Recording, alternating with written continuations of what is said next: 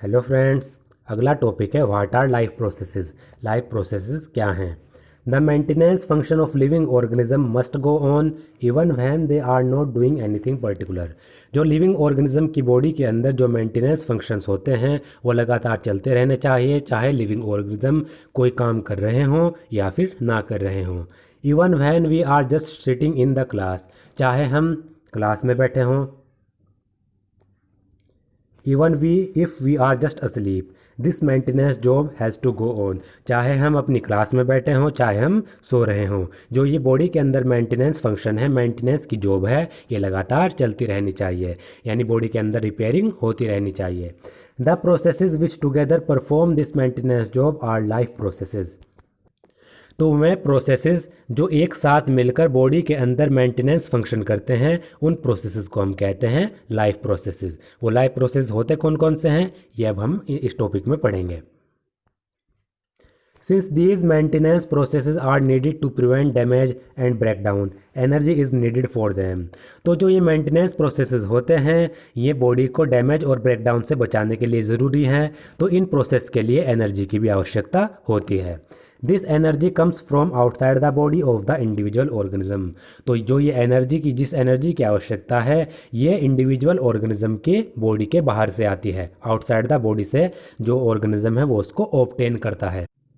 So there must be a process to transfer a source of energy from outside the body of the organism, which we call food, to the inside, a process we commonly call nutrition। तो एक ऐसा process होना चाहिए जो organism की body के बाहर से कोई एनर्जी का सोर्स बॉडी के अंदर पहुंचाए। वो एनर्जी का सोर्स क्या होगा? फूड। और जो जिस प्रोसेस के द्वारा ये फूड यानी एनर्जी का सोर्स बॉडी के अंदर पहुंचाया जा रहा है, उस प्रोसेस को हम कहते हैं nutrition. If the body size of the organism is to grow, additional raw material will also be needed from outside। अगर जो बॉडी का जो साइज़ है, ऑर्गेनिज्म की बॉडी का जो साइज़ है उसको ग्रो करना है, तो फूड के अलावा बॉडी के बाहर से कुछ और रॉ मटेरियल भी बॉडी के अंदर पहुंचाए जाने चाहिए। Since life on earth depends on carbon based molecule, most of these food sources are also carbon based। क्योंकि जो अर्थ पर जो लाइफ है वो कार्बन बेस्ड मॉलिक्यूल पर डिपेंड करती है, यानी ज़्यादातर चीज़ें, हर एक चीज़ ही कार्बन से मिलकर बनी है, कार्बन उसमें ज़रूर पाया जाता है। तो ज़्यादातर जो ये फूड के जो सोर्स होते हैं, फूड के जो स्रोत होते हैं, ये भी कार्बन बेस्ड होते हैं। Depending on the complexity of these carbon sources, different organism can then use different kind of nutritional processes. तो इन कार्बन सोर्स की कॉम्प्लेक्सिटी पर डिपेंड करते हुए कि कार्बन सोर्स कम कॉम्प्लेक्स है या फिर ज़्यादा कॉम्प्लेक्स है, इस पर डिपेंड करते हुए अलग अलग ऑर्गेनिज्म अलग अलग प्रकार के न्यूट्रिशनल प्रोसेसेस यूज़ करते हैं। The outside sources of energy could be quite varied since the environment is not under the control of the individual organism। तो जो ये आउटसाइड एनर्जी के जो सोर्स हैं, जो ये बॉडी के इनसाइड पहुंचाए जा रहे हैं, ये भी अलग अलग हो सकते हैं, क्योंकि जो एनवायरनमेंट होता है वो ऑर्गेनिज्म के कंट्रोल में नहीं होता। और हमें पता है अलग अलग एनवायरनमेंट में अलग अलग प्रकार के फूड की ज़रूरत होती है। These sources of energy therefore need to be broken down or built up in the body and must be finally converted to a uniform source of energy।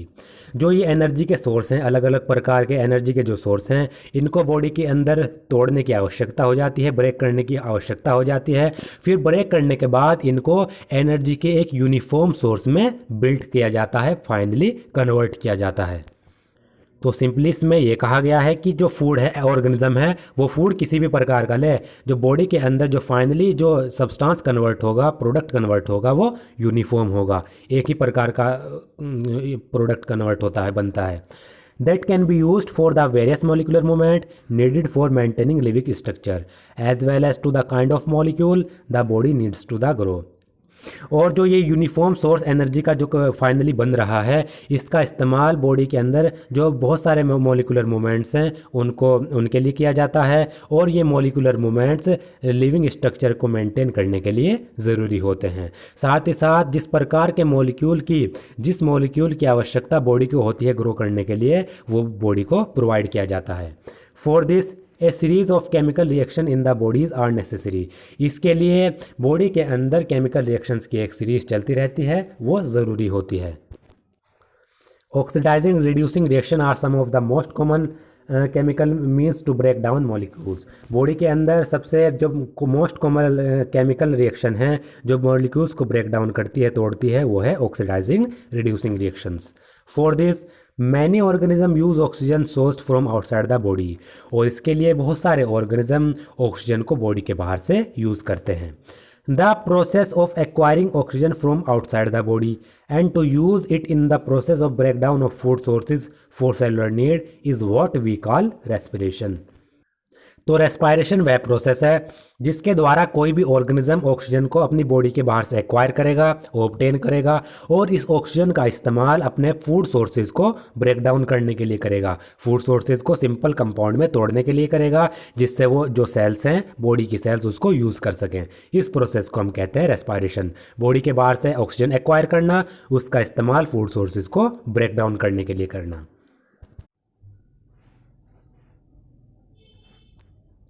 In the case of a single-celled organism, no specific organs for taking in food, exchange of gases, or removal of waste may be needed because the entire surface of the organism is in contact with the environment। अगर हम single celled organism का case लें तो single celled organism में food को intake करने के लिए या फिर गैसेस को एक्सचेंज करने के लिए और वेस्ट को रिमूवल करने के लिए कोई भी स्पेसिफिक ऑर्गन की आवश्यकता नहीं होती है, क्योंकि जो सिंगल सेल्ड ऑर्गेनिज्म होते हैं उनका पूरा का पूरा सरफेस, यानी उनकी बॉडी का जो पूरा का पूरा सरफेस है वो एनवायरनमेंट के कॉन्टेक्ट में होता है। But what happens when the body size of the organism increases and the body design become more complex. लेकिन क्या होगा अगर जो बॉडी साइज़ है वो ऑर्गेनिज्म का इंक्रीज़ हो जाए, बढ़ जाए, और बॉडी डिज़ाइन और ज़्यादा कॉम्प्लेक्स हो जाए, यानी ऑर्गेनिज्म सिंगल सेल्ड से मल्टी सेल्ड हो जाए। क्योंकि जो सिंगल सेल्ड ऑर्गेनिज्म होते हैं वो ये अपना गैसेस का एक्सचेंज और फूड का इंटेक और वेस्ट का जो रिमूवल होता है वो सिंपल डिफ्यूज़न से कर लेते हैं, क्योंकि उनमें एक ही सेल से मिलकर बने होते हैं और पूरी की पूरी बॉडी का जो सरफेस है वो एनवायरनमेंट के कॉन्टेक्ट में होगा, तो ये सब प्रोसेसेस डिफ्यूज़न से हो जाएंगे। लेकिन मल्टीसेलुलर ऑर्गेनिज्म के केस में ऐसा नहीं है। In multicellular organism all the cells may not be in direct contact with the surrounding environment। Multicellular organism में सभी सेल्स एनवायरनमेंट के डायरेक्ट कॉन्टैक्ट में नहीं हो सकती। Thus simple diffusion will not meet the requirements of all the cell. तो सिर्फ simple diffusion से सभी सेल्स की रिक्वायरमेंट को पूरा नहीं किया जा सकता। ये मल्टीसेलुलर ऑर्गेनिज्म की बात कर रहे हैं। We have seen previously how in multicellular organism various body parts have specialized in the function they perform। हमने पिछली क्लासेस में देखा है कि मल्टीसेलुलर ऑर्गेनिज्म में जो अलग अलग बॉडी पार्ट्स होते हैं वो अपने फंक्शन में स्पेशल होते हैं, यानी एक वो पर्टिकुलर स्पेसिफिक फंक्शन करेंगे। जैसे लंग हो गया, लंग का क्या काम है? गैसेस का एक्सचेंज और ब्लड को प्यूरिफाई करना। हार्ट का फंक्शन है स्पेसिफिक फंक्शन कि वो ब्लड को पंप करता है। किडनी का फंक्शन है कि वो जो एक्सक्रीटरी मटेरियल होता है उसको रिफाइन करता है जिससे उसको बॉडी से बाहर निकाला जा सके। तो हर एक बॉडी पार्ट्स का अपना एक स्पेशल या फिर स्पेसिफिक फंक्शन है। We are familiar with the idea of these specialized tissue and with their organization in the body of the organism। हम ये जो स्पेशलाइज्ड टिश्यू का जो आइडिया है, जो कॉन्सेप्ट है, ये हम जानते हैं। साथ ही साथ ये किस तरीके से इनका किसी भी ऑर्गेनिज्म की बॉडी में टिश्यूज़ का किस तरीके से ऑर्गेनाइजेशन है, किस तरीके से वो अरेंज है, ये भी हम जानते हैं। It is therefore not surprising that the uptake of food and of oxygen will also be the function of specialized tissue।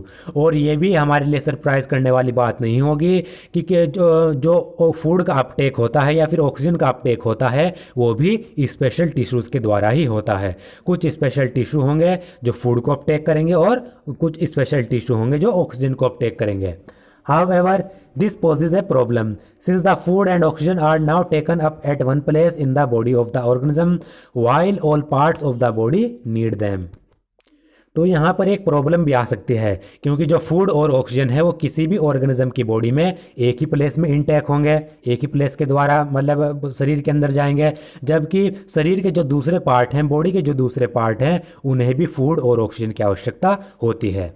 This situation creates a need for transportation system for carrying food and oxygen from one place to another in the body, जिससे body के अंदर एक transport system की आवश्यकता होती है जो food और ऑक्सीजन को बॉडी के अंदर एक प्लेस से दूसरी प्लेस पर ले जाए। When chemical reaction use the carbon sources and the oxygen for energy generation, they create byproducts that are not only useless for the cells of the body but could even be harmful. Body के अंदर जो chemical reactions होती हैं वो energy को generate करने के लिए, एनर्जी बनाने के लिए कार्बन का इस्तेमाल करती हैं, कार्बन के जो सोर्स हैं, और ऑक्सीजन का इस्तेमाल करती हैं। साथ ही साथ जब वो ये केमिकल रिएक्शन होती रहती हैं तो इसमें कुछ बाय प्रोडक्ट्स भी बनते हैं। जो बाय प्रोडक्ट्स होते हैं वो एक तो यूजलेस होते हैं बॉडी के लिए, साथ ही साथ वो बॉडी के लिए हार्मफुल भी होते हैं। These waste byproducts are therefore needed to be removed from the body and discarded outside by a process called excretion. तो जो ये वेस्ट बाय प्रोडक्ट्स होते हैं जो बॉडी के लिए हार्मफुल हैं, इनको बॉडी से निकालना भी ज़रूरी हो जाता है और बॉडी के बाहर करना भी ज़रूरी हो जाता है, जिसे और इस प्रोसेस को हम कहते हैं एक्सक्रीशन। तो एक्सक्रीशन वह प्रोसेस है जिसके द्वारा बॉडी के अंदर जो वेस्ट प्रोडक्ट्स हैं उनको बॉडी से बाहर निकाला जाता है, बॉडी से डिस्कार्ड किया जाता है। Again if the basic rules for body design in multicellular organism are followed. तो मल्टी सेलुलर ऑर्गेनिज्म में जो बॉडी के डिज़ाइन के, बॉडी के अरेंजमेंट के जो बेसिक रूल हैं, अगर उनको फॉलो किया जाए, a specialised tissue for excretion will be developed which means that the transportation system will lead to be transport waste away from cells to this excretory system. तो multicellular organism में excretion के लिए एक special tissue की ज़रूरत पड़ती है, जिससे कि जो हमारी बॉडी का जो ट्रांसपोर्टेशन सिस्टम है वो उस एक्सक्रीशन को, वेस्ट प्रोडक्ट को बॉडी से ट्रांसपोर्ट करें और सेल से बाहर ले जाए। तो वेस्ट प्रोडक्ट को बॉडी से निकालने के लिए एक्सक्रीटरी टिश्यू की, एक्सक्रीटरी ऑर्गन की आवश्यकता भी होती है। Let us consider these various processes so essential to maintain life one by one. अब हम इन जो ये इसेंशियल प्रोसेस हैं जो हमारी लाइफ को या किसी भी ऑर्गेनिज्म की लाइफ को एक के बाद एक मेंटेन करते हैं, उन प्रोसेसेस को हम डिटेल में पढ़ेंगे।